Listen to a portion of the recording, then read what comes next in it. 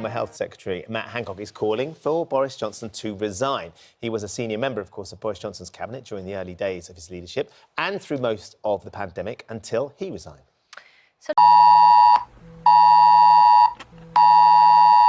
This is the BBC from London.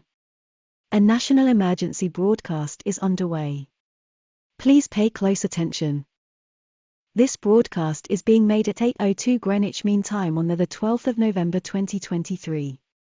This message is broadcast at the request of the Department for Transport and Her Majesty's Government. The Department for Transport has informed us that several major incidents have occurred on railway services across England. Power surges have caused explosions on track electrical equipment. Multiple trains across the country have been affected.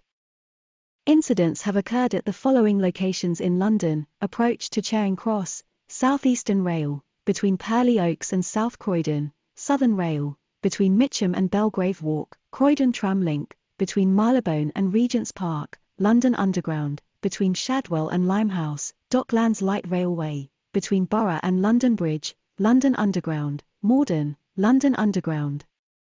Incidents have occurred at the following locations in the South East: between Merstham and Redhill, Southern Rail, between Bexhill and Collington, Southern Rail, between Hove and Aldrington, Southern Rail, between Staplehurst and Headcorn, South Eastern Rail, Maidstone East, South Eastern Rail.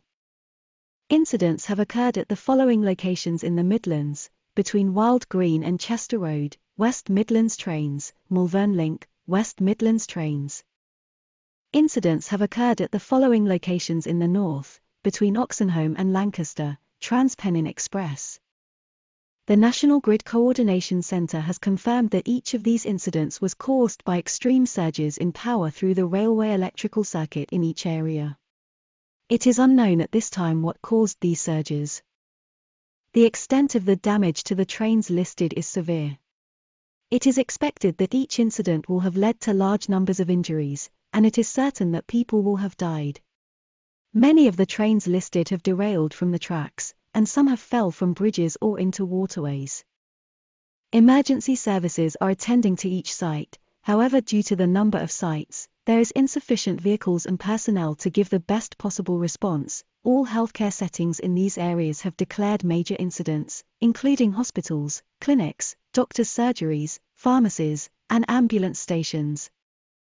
You must not attend any healthcare setting unless it is an emergency and cannot wait. In some areas, 999 response will be sparse or non-existent from all three emergency services. Please do not contact emergency services or healthcare settings to inquire about the safety of loved ones. They will not have this information and you will be preventing them responding to the emergencies. For inquiries about loved ones, please contact the Police Casualty Bureau in your area, Metropolitan Police, 0870 1566 001, Surrey Police, 0870 1566 045, Sussex Police, 0870 1566 047, Kent Police, 0870 1566 046, West Midlands Police, 0870 1566 020, Cumbria Constabulary, 0870 1566 003. A national emergency is ongoing. Please stay tuned for emergency information.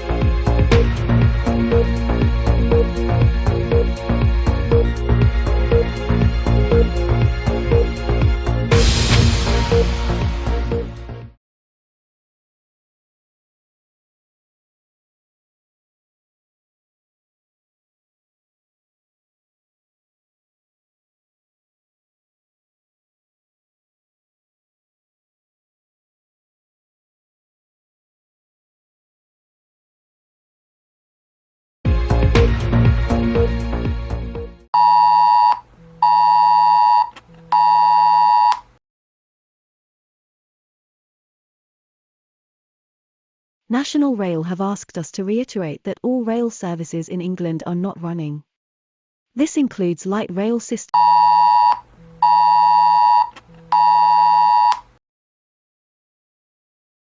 We are receiving vital information. This will be broadcast momentarily. Pay attention to this broadcast now. Following suspicions regarding the cause of the power surges behind these incidents, the National Grid called in MI5 and the Metropolitan Police to investigate the cause. These suspicions have turned out to be true. These power surges were initiated by a cyber attack on the National Grid computer system.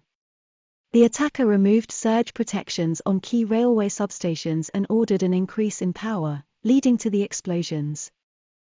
The security service believe that this attack is of Russian origin. The Foreign and Commonwealth Office is in emergency talks with the Russian embassy right now. A national emergency is ongoing. Please stay tuned for emergency information.